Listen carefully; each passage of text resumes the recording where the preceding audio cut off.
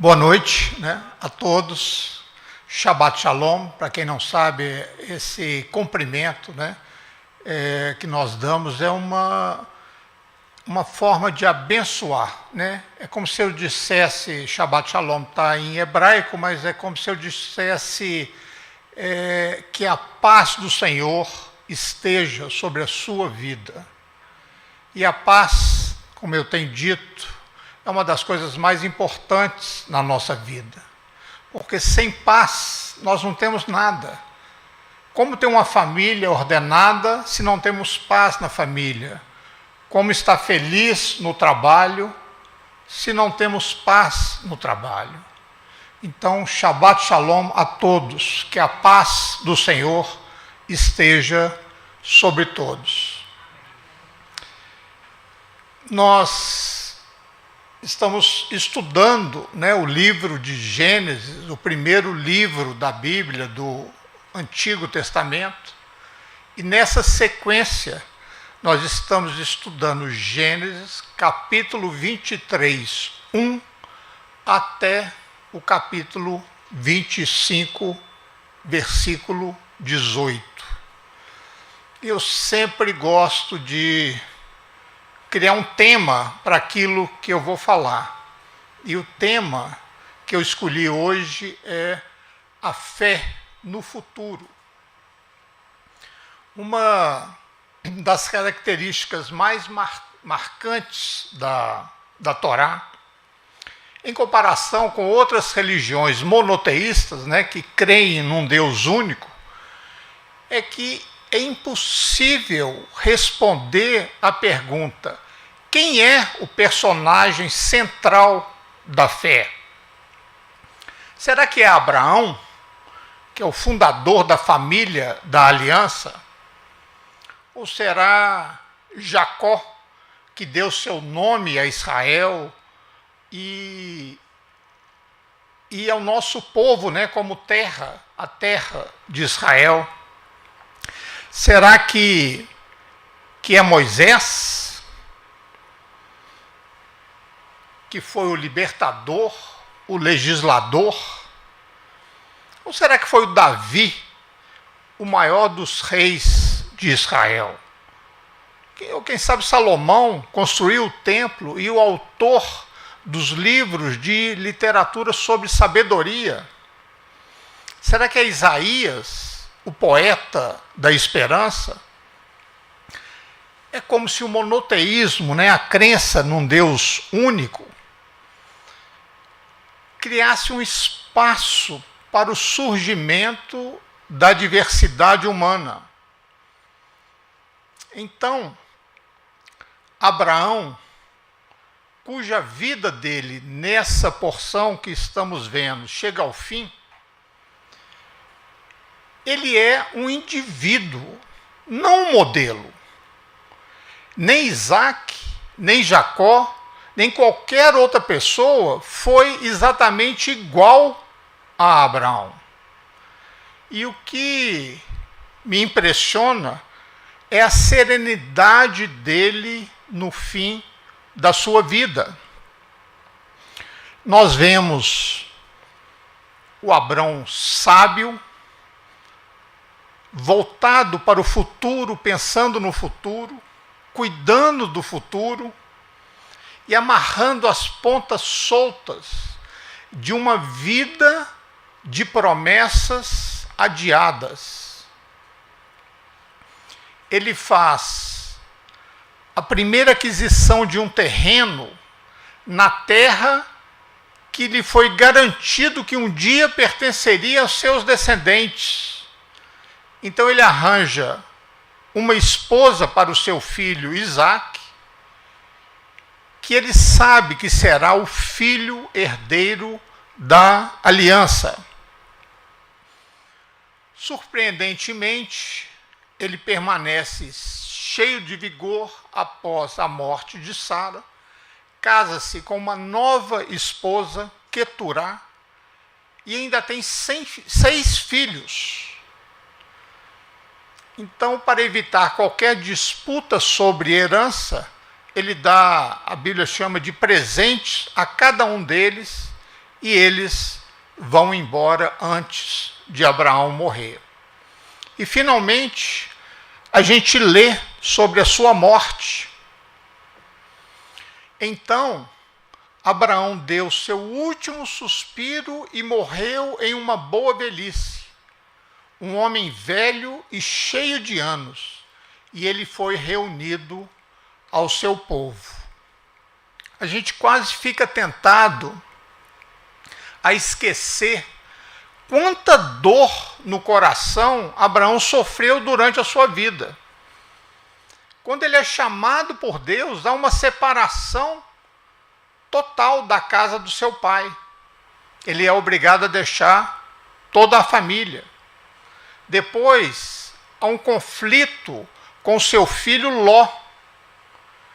E por 2 ocasiões ele tem que deixar a sua terra, porque lá havia fome, e ir para o Egito e temer por sua vida. Depois a longa espera dele por um filho. Mais tarde o conflito entre Sara e Agar, que era a escrava de Sara, porque Abraão a entrega para ter um filho, porque ela não conseguia conceber. Depois ele é obrigado a mandar Ismael embora, juntamente com a sua mãe, e naquele sacrifício que Deus pede a ele, quase ele perde Isaque. De alguma forma, a gente sente que Abraão tem uma fé especial, algo de diferente naquele homem. É um homem que confia totalmente em Deus, de modo que, apesar de todas essas situações que ele passou, a gente nunca vê Abraão com medo, a gente nunca vê ele apreensivo. Não é porque ele seja frio, sem emoções, não, porque ele confiava. Como a gente sabe que ele não era frio? Porque a gente vê a angústia dele quando ele tem que se separar de Ismael, mandar Ismael embora para o deserto, e também naquele protesto que ele faz com a aparente injustiça que aconteceria em Sodoma. E aí ele coloca tudo nas mãos de Deus. Ele faz aquilo que lhe compete fazer. Ele confia em Deus para fazer aquilo que ele diz que fará. Mas não podemos deixar de reconhecer uma fé quase que perfeita. No entanto, a palavra dessa porção, dessa semana, após aquela prova que eu chamo de o sacrifício de Isaque, porque Abraão o põe lá, pega o cutelo, na hora que ele vai matá-lo, Deus grita, para. Então, ali foi um sacrifício, né? Porque se Deus não grita, ele continuava o que ele iria fazer. Sara morreu. Abraão não tinha onde enterrá-la. Várias vezes, Deus prometeu-lhe a terra. Logo que Abraão chega em Canaã, a terra prometida, Deus diz a ele: o Senhor apareceu a Abraão e disse: à tua descendência darei essa terra.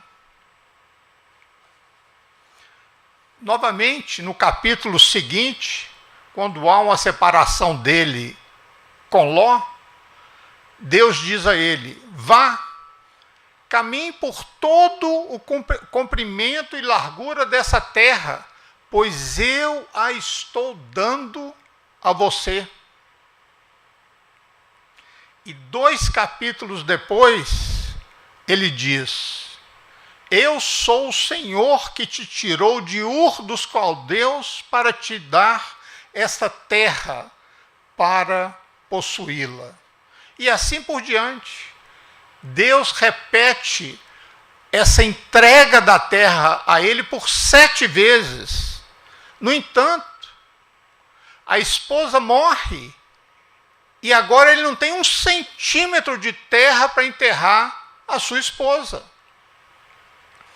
Isso define um cenário onde Abraão tem que negociar com inimigos, né, a compra para ter o direito de ter um pedaço de terra. Abraão então se levanta e diz: sou um estrangeiro e um estranho entre vocês. Venda-me alguma propriedade para um cemitério aqui, para que eu possa enterrar os meus mortos. E os hititas respondem a Abraão: ouve-nos, meu senhor, você é um príncipe de Deus entre nós. Enterre seus mortos na mais escolhidas de nossas tumbas. Nenhum de nós vai recusar sua tumba por enterrar seus mortos. Abraão vê a sua impotência. Ele podia ser rico, e era muito rico, ele tem grandes rebanhos. No entanto, ele não tem o direito legal de possuir uma terra ali, porque ele era estrangeiro. Os hititas, apesar de inimigos, tinham uma diplomacia requintada. Eles respondiam, que a gente vê, parecia uma generosidade, mas recusam o pedido de Abraão. Eles dizem: enterre seus mortos, mas para isso você não precisa possuir a terra. Nós permitimos que você enterre eles, mas a terra vai continuar sendo nossa. Mesmo assim, eles não se comprometem a fazer isso. Eles usam uma dupla negação, como diz o versículo: nenhum de nós vai recusar sua tumba por enterrar seus mortos. E Abraão, com uma educação igual a deles, ele se recusa a desviar desse assunto e volta no assunto. Então, Abraão se levanta, se curva diante do povo hitita e diz a eles: se vocês estão dispostos a me deixar enterrar meus mortos, então me ouçam e interceda junto a Efron, filho de Zoar, em meu nome, para que ele me venda a caverna de Marpela, que pertence a ele e está no fim do seu campo.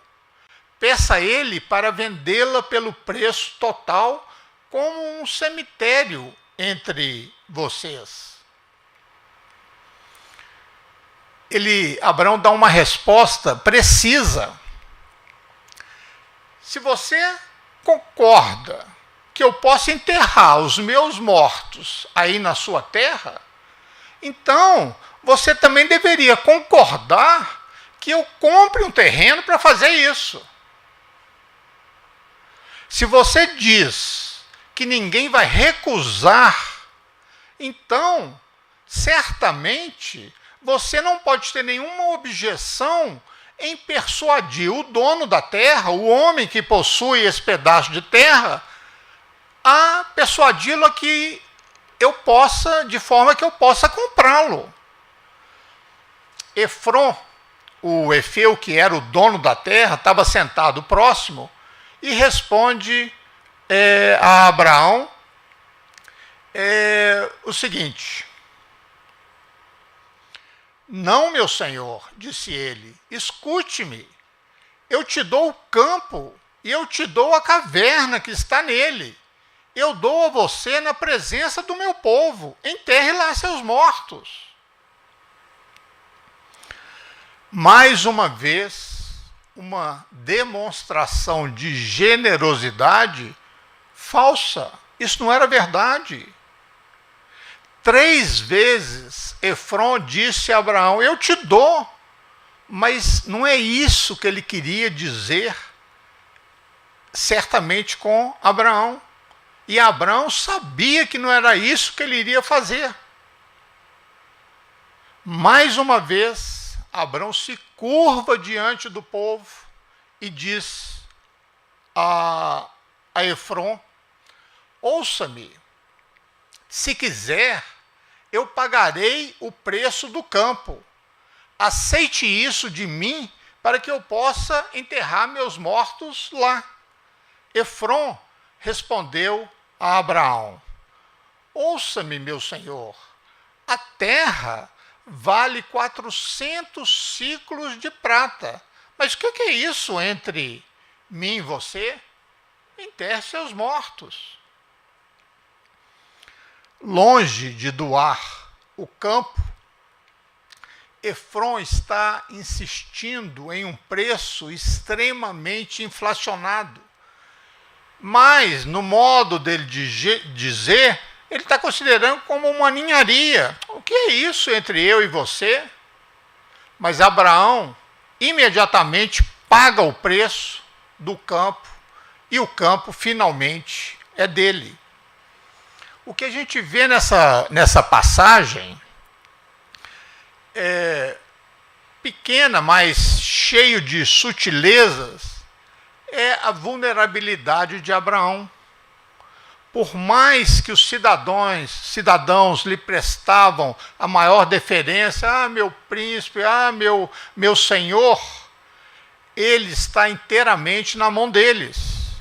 E tem que usar toda a habilidade de negociação que ele possuía e, no final, pagar uma grande soma por um pequeno pedaço de terra. E tudo isso parece muito distante da visão que Deus deu a ele, de que um dia todo aquele país seria o lar dos seus descendentes. Mas, no entanto, Abrão está contente. Pagou mais caro, mas tem o campo, pode enterrar a sua mulher. Essa é a fé de Abraão. O Senhor prometeu a ele tantos filhos quantos forem as estrelas do céu. E um filho para continuar a aliança. E prometeu a ele a terra, desde o rio do Egito até o grande rio Eufrates. Ele adquiriu um pedaço de terra e uma gruta que serviria como tumba. Mas isso era o suficiente para ele, porque a jornada apenas tinha começado.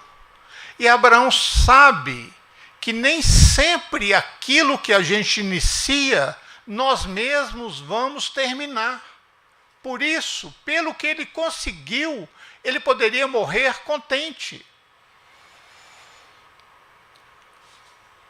E também contente porque eles reconheceram, que Abraão, mesmo sendo um estrangeiro, ele era um príncipe de Deus em nosso meio. O contraste com Ló é totalmente diferente. Ló havia feito a sua casa em Sodoma. Suas filhas se casaram com aqueles homens locais.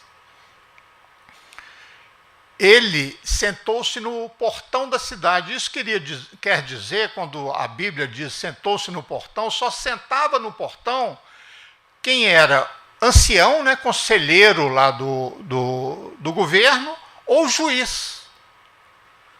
Então, Ló cedeu aos costumes daquele povo. Mas, no entanto, quando ele resistiu às pessoas que pretendiam abusar dos seus visitantes, o que eles disseram? Esse sujeito veio aqui como estrangeiro e agora quer bancar o juiz. Totalmente diferente de Abraão. Ló assimilou a cultura da época, do povo, e foi desprezado. Abraão lutou por seus vizinhos, mas manteve distância daquela cultura e não se misturou a ela. E aí foi respeitado. Os não-judeus respeitam os judeus que respeitam a Bíblia.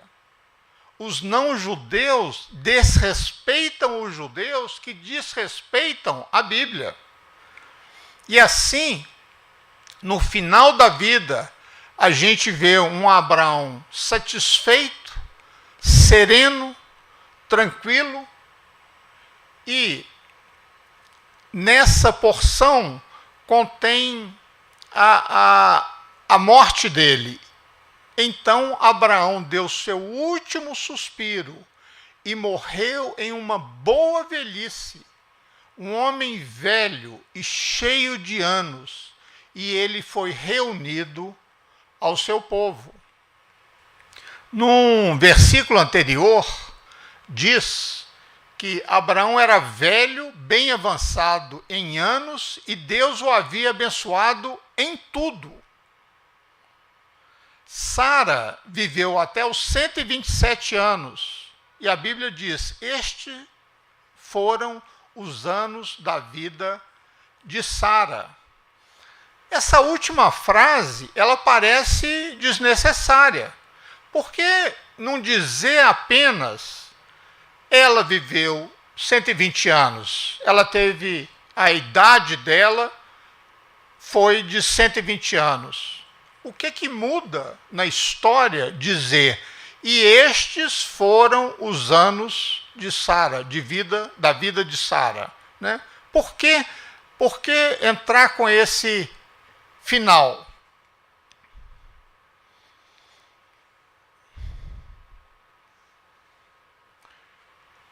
Os estudiosos chegaram à conclusão de que a primeira metade desse versículo, Sara viveu até os 127 anos, está dizendo sobre a idade dela. A segunda metade, estes foram os anos da vida de Sara, se refere a anos abençoados da vida dela. Agora, como que isso é possível? Abraão e Sara foram ordenados por Deus a deixar tudo o que era familiar, sua terra, sua casa, sua família, e viajar para um lugar desconhecido. Assim que eles chegaram, foram forçados a partir daquele lugar por causa da fome que existia no lugar. Por 2 vezes a vida de Abraão corre o risco, porque ele temeu ser morto pelos governantes, porque eles queriam levar Sara para o harém deles. A própria Sara disse a eles que era irmã de Abraão, porque se ela falasse que era esposa, eles matariam Abraão. E ela teve que sofrer o fato de ser levada para um harém na casa de um estrangeiro. Depois, houve uma longa espera, 25 anos, por um filho. E essa promessa, ela se tornou mais dolorosa, porque a promessa de Deus dizia que eles teriam tantos filhos quanto as estrelas do céu ou o pó da terra. Então veio o nascimento de Ismael, de Agar, da serva Agar. E isso acabou agravando o relacionamento entre Sara e Agar. E por fim, Abrão teve que mandar Agar embora, juntamente com Ismael. De uma forma ou de outra, isso foi doloroso para as 4 pessoas envolvidas nessa situação. Então houve a agonia, né, do sacrifício de Isaac. Abraão podia perder a pessoa mais preciosa para ele, aquela criança que ele havia esperado tanto tempo para ter. Por vários motivos, nem Abraão, nem Sara tiveram uma vida fácil. A vida deles foi lotada de provações.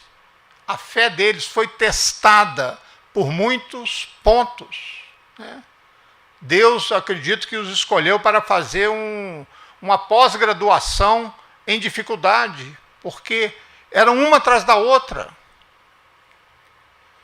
Como então dizer que todos os anos de Sara foram abençoados? Como dizer que a própria Bíblia está dizendo que Abraão foi abençoado em tudo? A resposta está nessa mesma porção. O Senhor disse a Abraão, depois que Ló se separou dele: levante os olhos do lugar onde você está, olhe para o norte, para o sul, para o leste e para o oeste. Toda a terra que você vê, eu darei a você e sua descendência para sempre. Vai, percorre toda a extensão e largura dessa terra, porque eu a dou. No entanto, quando Sara morre, Abraão se prostra diante dos hititas e pede para comprar aquele campo e aquela caverna. Paga um preço extorsivo por aquele local. Isso não soa como o cumprimento de uma promessa de toda a terra, norte, sul, leste, oeste. Então, em relação aos filhos, Abraão recebe 4 promessas. Farei de ti uma grande nação. Farei a tua descendência como o pó da terra. Deus levou Abraão para fora e disse: olhe para o céu e conte as estrelas. Veja se consegue contá-las. Deus então disse a ele: assim serão os seus descendentes, numerosos. 3ª promessa. E 4ª, você não será mais chamado Abrão, o teu nome se tornará Abraão, porque eu te constituí pai de muitas nações.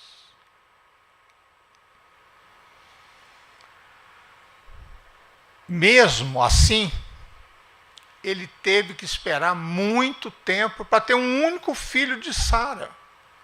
E quando Deus insistiu que ela realmente teria um filho, Sara riu. Está lá em Gênesis 18, 12.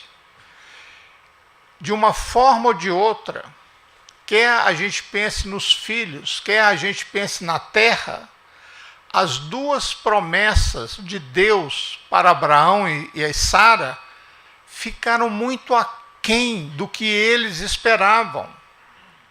E esse, no entanto, é precisamente o significado da mensagem dessa porção. Abraão faz 2 coisas. Ele compra um lote na terra de Canaã e arranja o casamento para Isaque. Um campo e uma caverna eram para Abraão suficiente para que o texto justificasse: Deus abençoou Abraão em tudo. Isaque, ele já era casado e com filhos. Abraão tinha 100 anos quando Isaac nasceu. Isaac tinha 60 anos quando os gêmeos Jacó e Esaú nasceram. E Abraão tinha 175 anos quando morreu. O próprio Deus disse a Abraão: pois eu o escolhi para que ele dirija seus filhos e sua família, depois dele, a guardarem o caminho do Senhor, fazendo o que é certo e justo, para que o Senhor faça para Abraão o que ele prometeu. O significado disso é claro. Se você garantir que seus filhos continuarão a viver de acordo com o que você viveu, respeitando os caminhos de Deus, você poderá ter fé que eles continuarão a sua jornada e vão chegar ao seu destino mesmo quando você não estiver mais presente.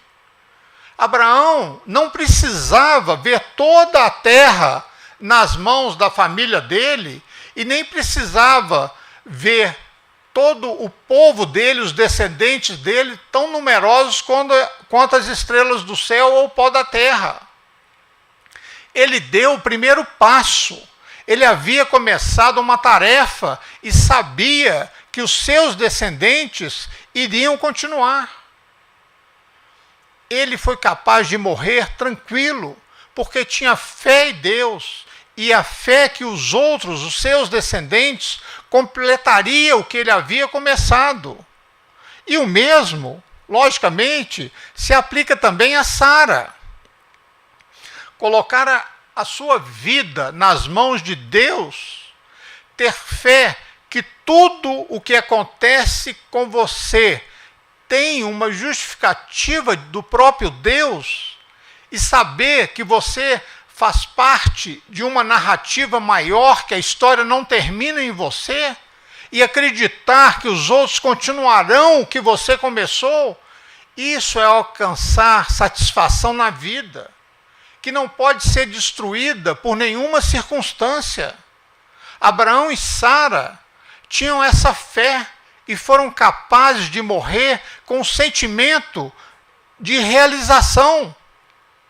Ser feliz não significa você ter tudo aquilo que você deseja, tudo aquilo que foi prometido. Significa simplesmente ter feito o que você foi chamado a fazer, ter começado e depois ter passado o bastão para a próxima geração. Abraão tinha 137 anos. Ele havia passado por 2 eventos traumáticos. E nesses eventos envolvia as pessoas mais preciosas para ele. Ele e Sara já haviam perdido as esperanças. Mas Deus disse a ambos que eles teriam um filho juntos e que esse filho continuaria essa aliança. Os anos passaram. Sara concebeu. Ela havia envelhecido, mas Deus ainda insistia que eles teriam um filho. Ele veio. Houve alegria. Sara disse que esse filho trouxe risos a todos que ouviram sobre isso, e todos riam com ela. Então veio aquele momento terrível. Pegue seu filho, o seu único filho, aquele que você ama, e ofereça-o em sacrifício. Abraão não discordou, Abraão não protestou, Abraão não demorou a cumprir aquilo que Deus havia lhe pedido. Pai e filho viajaram juntos, e só no último momento é que veio o comando do céu dizendo: para. Como sobreviver a um trauma desses? Então veio a dor.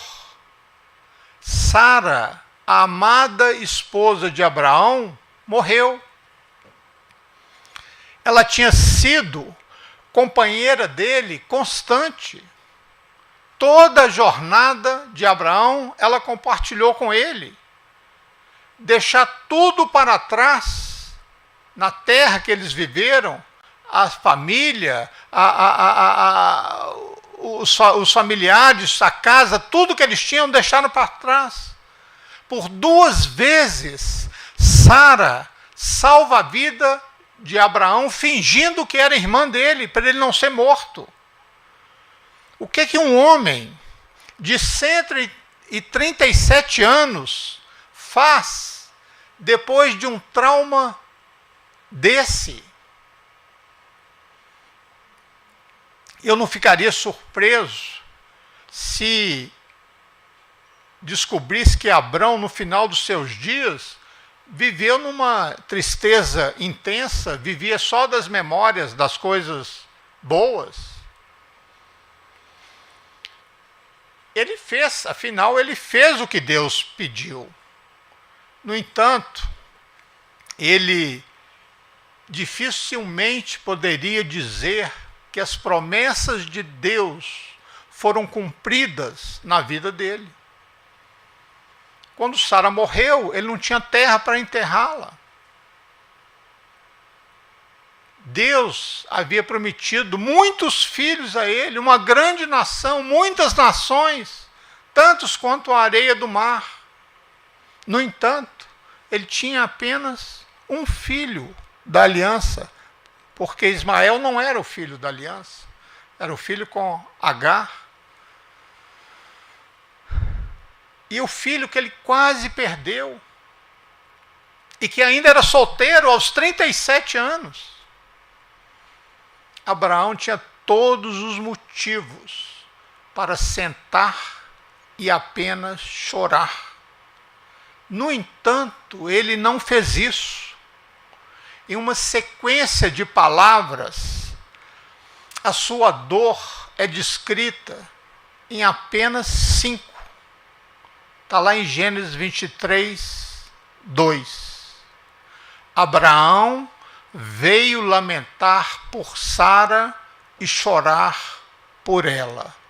Logo em seguida, lemos. Há um sentido diferente, né? Infelizmente, as traduções não são boas. Em hebraico, Vekam Abram Mial Panai Metu, que quer dizer, e Abrão ressuscitou antes de seus mortos. Esse é o texto original escrito em hebraico. A Bíblia brasileira, ela traduz como: depois se levantou Abraão de diante do seu morto. Até no inglês, né, João? And Abraham rose up, quer dizer, ressuscitou antes dos seus mortos. A partir disso, ele se envolveu em 2 objetivos que estavam na mente dele.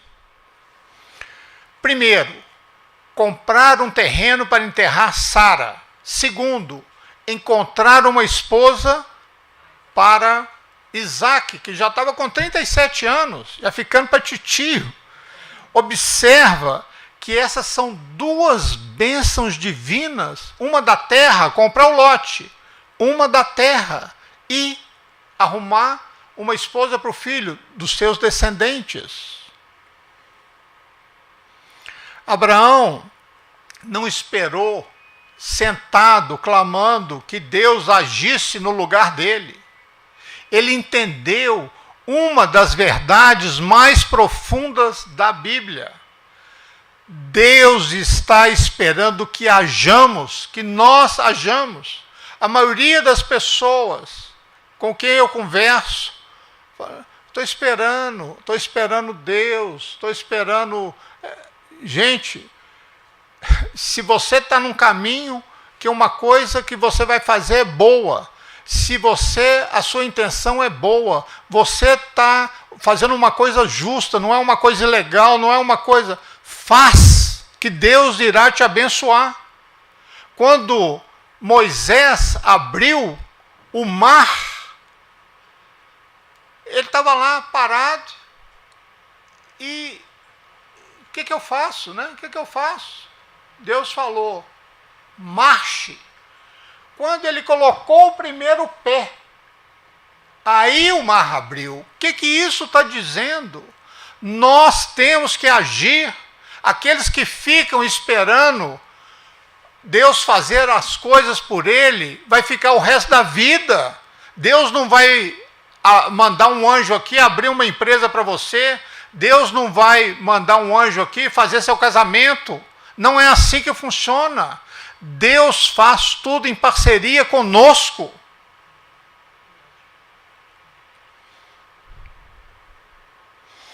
Como que Abraão superou esse trauma e essa tristeza do que tinha acontecido? Como você sobrevive a quase perder um filho e perder a sua parceira de vida e ainda ter energia para continuar? Como fazer isso?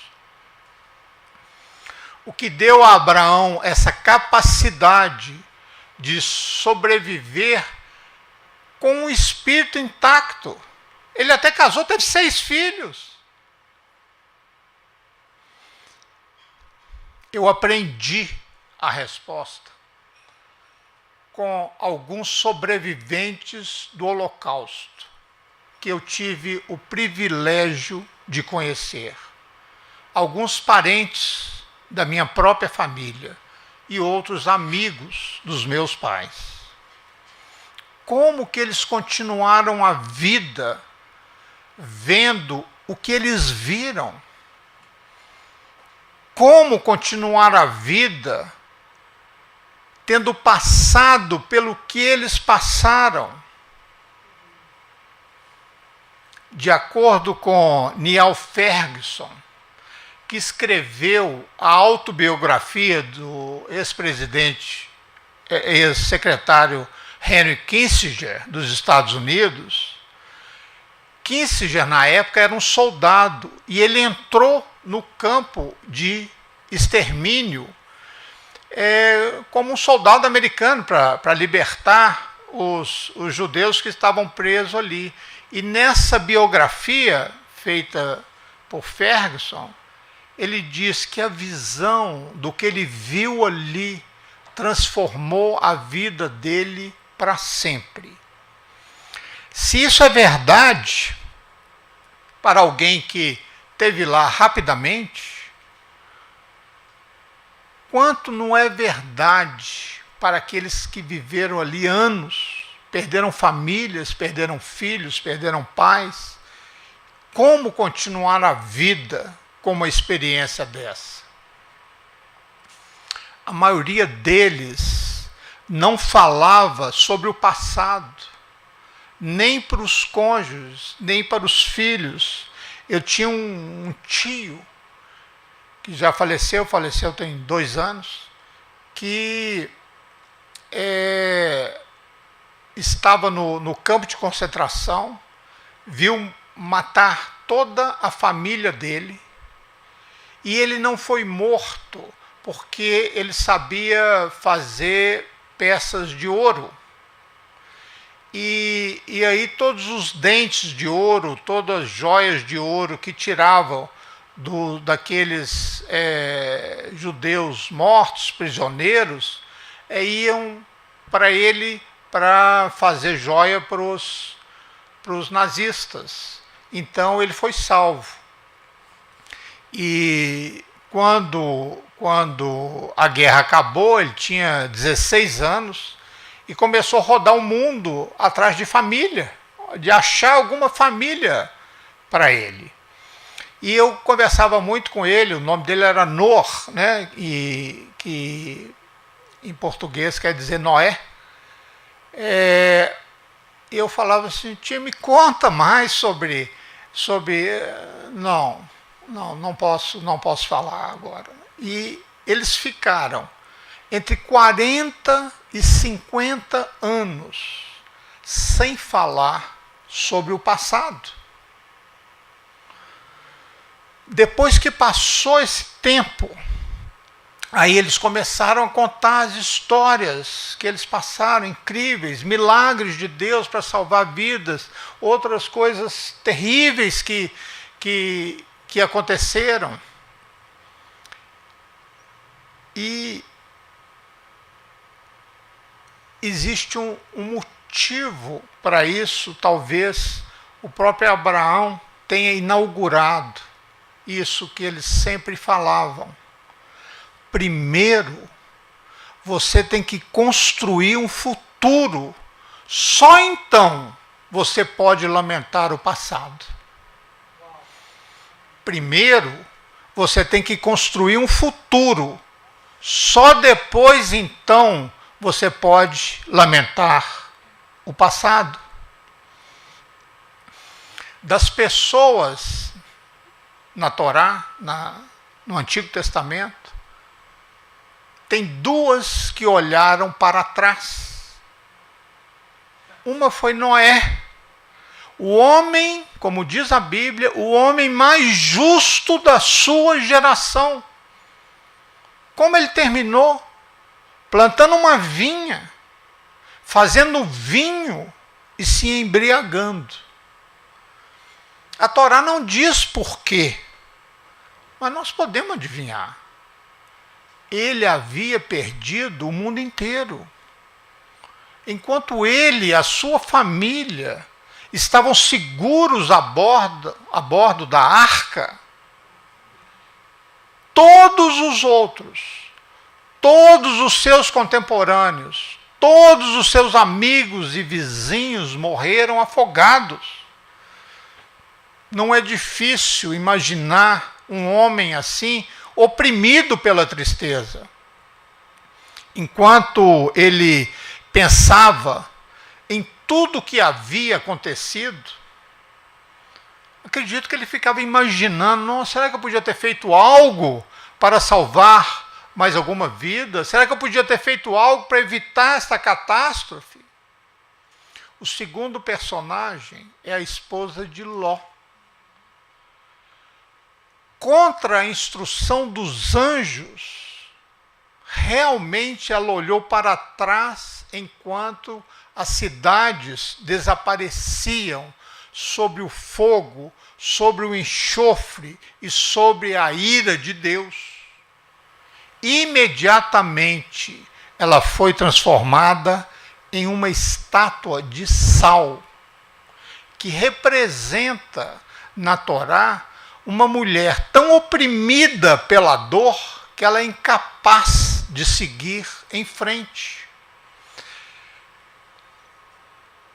É o pano de fundo dessas duas histórias que nos ajuda a entender Abraão após a morte de Sara. Ele, para mim, inaugurou essa instrução. Primeiro, construa o futuro. Só então você tem o direito de lamentar sobre o passado. Se você inverter essa ordem, você será prisioneiro do passado o resto da sua vida. Você não será capaz de seguir em frente. Você se tornará uma estátua de sal. Você que tem no passado experiências de dor, de abandono, de perda, de algo trágico na sua vida, ressuscite nesse momento. Siga em frente, construa o seu futuro e não olhe para trás. Abraão ouviu o futuro chamando por ele. Sara havia morrido, Isaque era solteiro, Abraão não tinha netos. Ele então clamou. Desculpa, ele não clamou. Ele não estava com raiva. Ele não estava angustiado com Deus. Em vez disso, ele ouviu a voz mansa de Deus dizendo: o próximo passo depende de você. Você deve criar um futuro e eu preencherei esse futuro com o meu espírito. Você tem que agir e eu vou te ajudar. É essa a voz que nós precisamos ouvir. Você que está sem esperança, você que perdeu o seu trabalho, você que está esperando as coisas caírem do céu, pare com isso. Haja, vá em frente. Foi assim que Abraão sobreviveu a esse choque e a essa tristeza. Deus nos livre de ter que experimentar isso, mas se isso acontecer, só assim é que sobreviveremos. Deus entra na nossa vida como um chamado para o futuro. É como se ele acenasse para nós lá longe do horizonte, nos incentivando a empreender uma tarefa que não podemos ainda entender totalmente. Esse é o sentido da palavra vocação. Literalmente um chamado, uma missão, uma tarefa a qual nós somos chamados a fazer. Não estamos aqui por acaso, estamos aqui porque Deus deseja que estejamos e porque existe uma tarefa que devemos cumprir. Descobrir qual tarefa é essa não é fácil, pode até levar anos. E levar também falsos inícios. A gente acha que o início é por aqui e não é. Mas para cada um de nós, há algo que Deus está nos chamando para fazer. Um futuro que ainda não foi feito, espera por nós. Grande parte da raiva, do ódio, do ressentimento desse mundo, ele é causado por pessoas obcecadas pelo passado. São como a esposa de Ló, são incapazes de seguir em frente. E isso não é bom. O final dessa história não é bom. Normalmente termina com lágrimas e tragédias. O caminho de Abraão dessa porção é diferente. Construa o futuro, depois lamente o passado. Os justos, mesmo na morte, são considerados como se ainda fossem vivos, porque os justos deixam um traço vivo, um legado para aqueles que vêm depois dele. Isso foi suficiente para Abraão, foi suficiente para Sara, e também deve ser suficiente para nós. Shabbat Shalom.